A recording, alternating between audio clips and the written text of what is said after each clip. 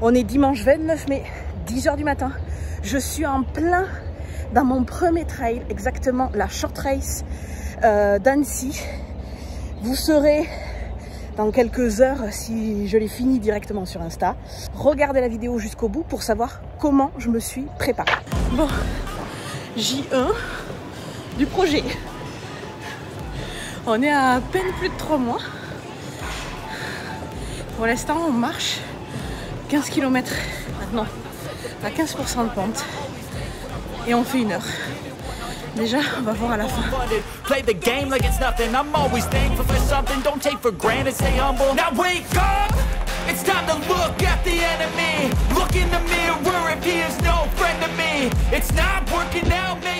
Bon, on est à 6 semaines du trail. Je me suis laissée embarquer dans une randonnée. Voilà, j'aime toujours pas ça.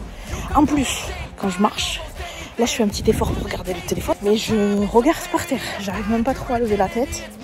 Ça m'intéresse pas. En plus, quand il y a des montées, je regarde même pas la montée parce que ça me stresse de regarder jusqu'en haut. Bref, vous aurez compris que j'en chie, que je me demande ce que je fous là. Bon, aujourd'hui, les sensations sont pas bonnes du tout. Ça fait plus d'un mois et demi que j'ai commencé à courir régulièrement. 15 jours que je m'entraîne de manière régulière avec Dorian, que je fais des sorties en mise en charge progressive, c'est-à-dire alternant des courses et marches. Aujourd'hui, erreur de débutant, je suis partie sans la ventoline. Et là, à la moitié, je commençais à vraiment siffler des poumons et j'étais pas bien. Du coup, ça s'en ressent sur les jambes, j'ai beaucoup plus mal aux jambes. Je les sens hyper lourdes. Chose à ne pas nier, le moral. Mais beaucoup de questionnements de où est ma place, etc. Et du coup, mon état mental influe sur ma capacité à courir, tout simplement.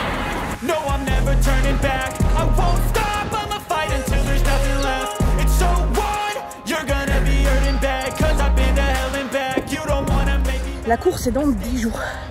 Moi, mes poumons et mes jambes sont toujours pas en accord. Si je vais à une allure qui me permet de respirer correctement, je trottine, mais vraiment à la cool. Et presque j'irai plus vite en marchant. Donc si j'ai une allure qui me permet de bien courir, que je trouve que j'ai une bonne foulée, je déroule bien mon pied, enfin je suis bien au niveau de ma course, et bien mon souffle il tient à peu près 30 secondes. Allez, j'exagère, mais au bout de 4-5 minutes, je suis au bout de ma vie.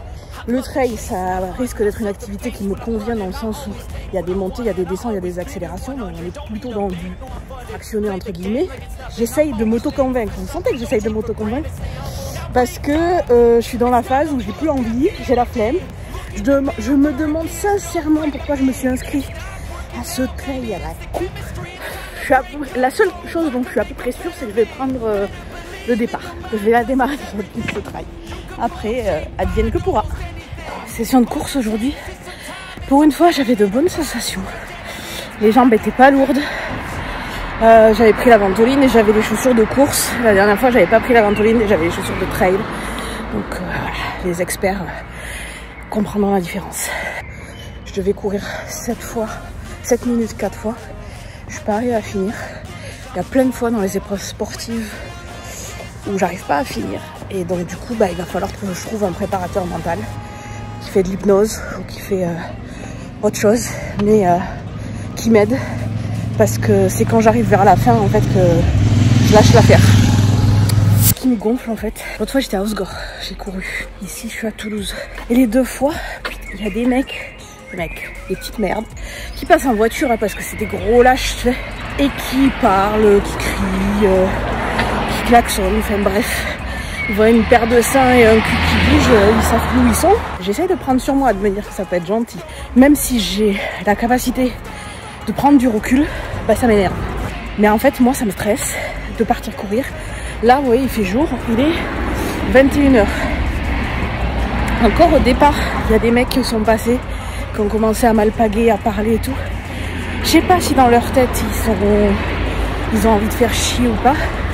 Mais en fait, il faut juste qu'ils comprennent que j'ai envie de courir tranquille. Déjà, de base, on n'est pas serein, en fait. Je vais pas courir dans les bois et tout, je vais pas courir dans les petites rues. Parce que au moins, si on m'emmerde, je suis sur une allée passante, je me mets au milieu de la route, il y a une voiture qui va s'arrêter. Il y en a qui passent toutes les minutes ou toutes les 30 secondes. Mais cette gymnastique mentale de devoir me mettre en protection, parce que potentiellement quand je cours dans la rue, je suis une proie, ça me fatigue. Je me suis jamais fait agresser par une meuf, jamais. C'est que les mecs qui font chier. Bon, je sais pas, il y a soit un problème éducationnel, ça c'est la base, mais il y a aussi, en fait, la justice fait pas son taf, quoi. Il y a un vrai problème. Donc j'ai pas la réponse, mais je suis juste en train de réaliser que là, je suis en train de courir et que tout le plaisir que j'avais à courir a été gâché par le fait qu'à un moment donné, bah, j'ai eu peur. J'ai eu peur pour moi. Alors, donc s'il y a quasiment 40 balais, j'ai peur pour moi. Bah, je pense qu'il y a des gamines qui ont peur pour elles. Il y a d'autres femmes qui ont peur pour elles et c'est pas normal. Ça y est, j'ai fait ma sortie, ça fait presque une semaine que j'avais pas couru. Pour de vrai, ça c'est la gueule de quelqu'un qui a couru. Bah que c'est bien d'avoir un coach en fait, parce que ça nous enlève quand même la charge mentale de prendre la décision de combien on doit courir, de combien on doit faire de pauses, etc. Et surtout, quelque part, je me sens redevable. Donc du coup, j'y vais. Alors que si j'avais pas de coach, je peux vous dire qu'aujourd'hui, bah, j'y serais pas allée. Mais pas du tout.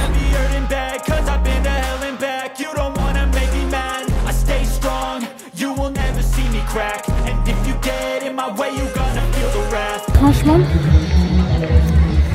le plus dur en fait, c'est pas d'arriver premier, hein, c'est de partir dernier, de se dire que tu vas arriver dernière.